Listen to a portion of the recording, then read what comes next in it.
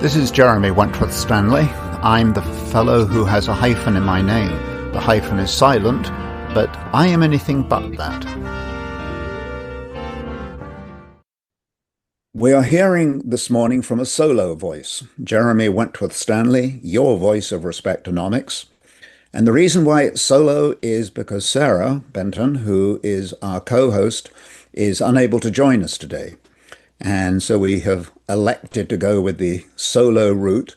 And as I've said before, the co-host denomination of Sarah is a misdenomination, because I think most people would think that she is the leader and the chair of the board.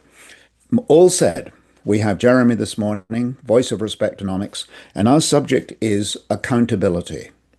Now, accountability is the issue of how we are accountable for our actions.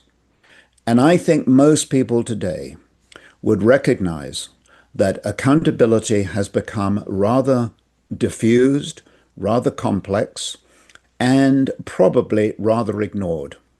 We see example after example of, particularly in the political area, but you see it in business, you see it in many corridors, don't we? And that is where accountability is pushed to the side. It, in fact, is and the antithesis. It is the undoing of good governance.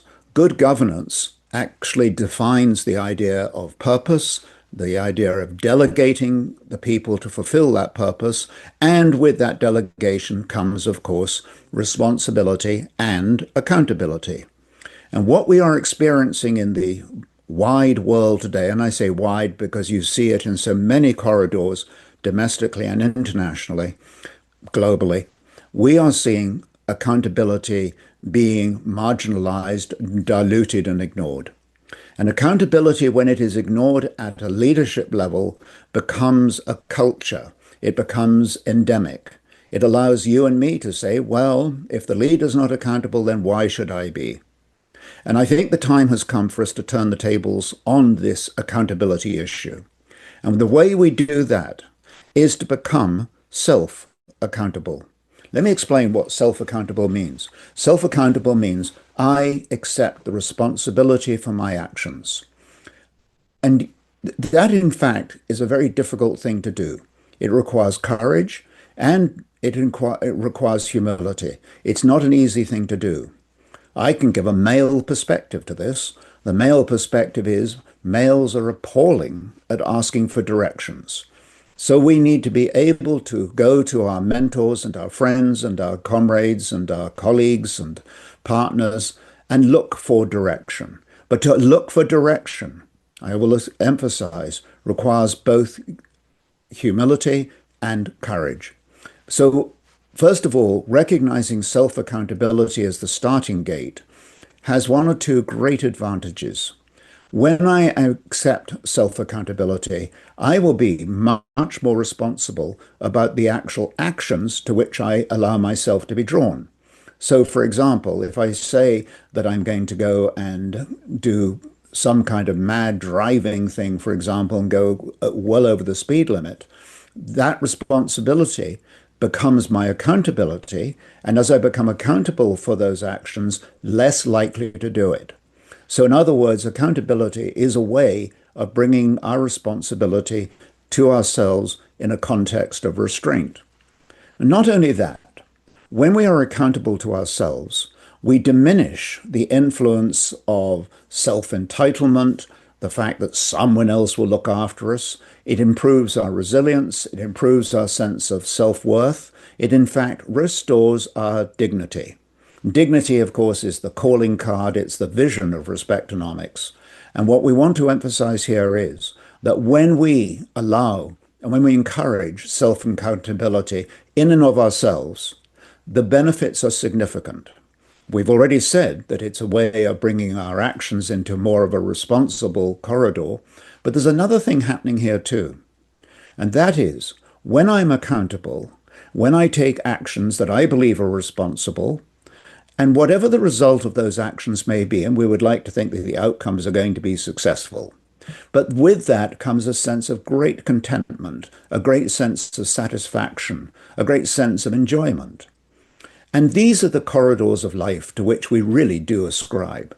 The truth of the matter is, when we're not accountable, when we get things happening for us to which we really aren't what you might call entitled, we may be by the luck of the draw, most people will tell you it doesn't actually bring much pleasure. A classic case, to make a sort of major point, classic case is the one who wins the lottery. It's always the dream of everybody to win the lottery and have $1 zillion in your bank account. I'll say understandably. But let me also add one more point, and that is you survey people who have won the lottery. And the one that I will never forget was the lady who won, I think, $84 million and then proclaimed within the year it was the worst day of her life. We don't need to go to all the sort of the moral vicissitudes of how that happened. But what we do need to recognize is when it is earned, when it is a question of self-accountability, that is what creates the greatest pleasure.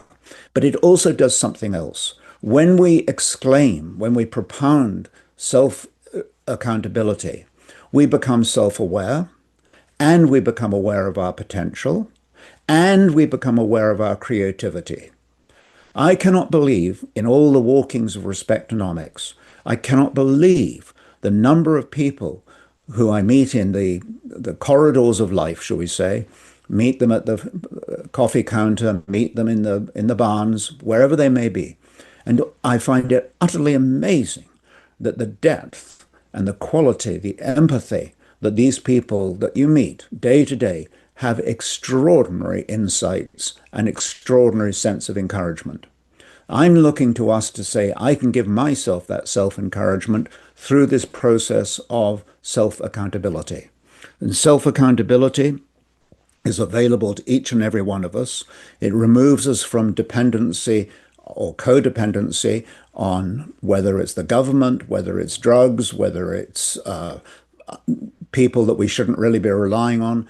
But if we become self-reliant, and self-accountable, we have a far greater opportunity of reaching the very purpose for which each and every one of us was intended. That intention is, of course, that we can magnify the use of all the talents we have. There's one last comment on that.